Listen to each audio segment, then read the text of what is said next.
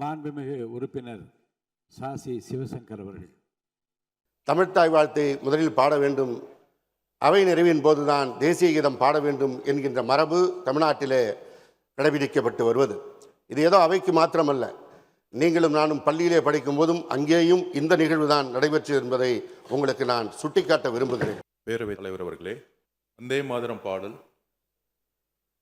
இதற்கு முன்பு முதலமைச்சராக இருந்த திராவிட முன்னேற்றக் கழகத்தின் தலைவரும் ஐயா மு.க. ஸ்டாலின் அவர்கள் இருந்தபொழுது உயர்நீதிமன்றத்தில் பதவியேற்பு விழாவில் ரீசண்டாக வந்த சர்க்குலர், ஹோம் மினிஸ்டருடைய சர்க்குலர் படி வந்தே மாதரம் பாடல் முதல் முறையாக பாடப்பட்டது. அப்பொழுது திரு மு.க. ஸ்டாலின் அவர்கள் அதற்கான மரியாதையை எழுந்து கொடுத்தார்கள். இது ரீசண்டாக வந்த பிரச்சனை.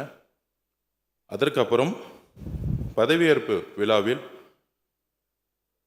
மாண்புமிகு முதலமைச்சராக பொறுப்பேற்பதற்கு முன்பு கவர்னரிடம் கோரிக்கை கொடுத்தார்கள். அப்பொழுது கவர்னர் ஹோம் மினிஸ்டருடைய சர்க்குலரை தான் நாங்கள் ஒபே பண்ணணும்னு சொன்னார். கிட்டத்தட்ட 5 நிமிடம் அப்பொழுதே தன்னுடைய கோரிக்கை வைத்தார் பதவியேற்பு விழாவுக்கு முன்பே. அதன் பின்பு கவர்னருடைய அலுவலகத்தில் அடுத்த பதவியேற்பு நடக்கும் பொழுதும் நம்மளுடைய கோரிக்கை முதல்வரும் சரி நாங்களும் சரி வைத்தோம்.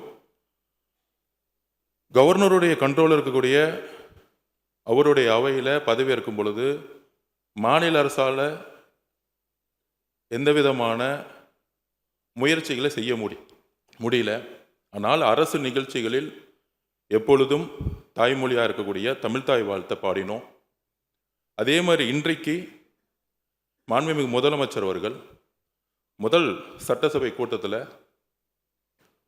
பேரவைத் தலைவர் அவர்கள் இங்கு தலைமை இருக்கக்கூடிய அவையில் கவர்னருடைய கோரிக்கைகளை முதலில் வந்தே மாதரம் பாடணும்னு சொல்லும் பொழுதும் சரி, அதில் முதலமைச்சர் உறுதியாக நின்று பேரவைத் தலைவர்களிடம் உறுதியாக பேசி எங்களுடைய கருத்துக்களை கவர்னரிடம் உறுதியாக கூறி பேரறிஞர் அண்ணா உருவாக்கிய மாநில கொள்கையில் அந்த கொள்கையில் உறுதியாக இருந்து இன்றைக்கு 3-4 வருடங்களாக கவர்னர் முன்பு கவர்னரோட சண்டை போட்டு வெளிநடப்பு பண்ணுறது ஒரு டிப்ளமசி கிடையாது. எந்த கவர்னர் புறக்கணிக்கப்பட்டாரோ அதே கவர்னர் முன்பு தமிழ்த்தாய் வாழ்த்து பாடப்பட்டது.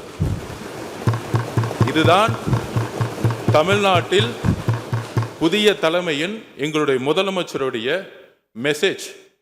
நாங்கள் எப்பொழுதும் மாநில கொள்கையில் உறுதியாக இருப்போம்.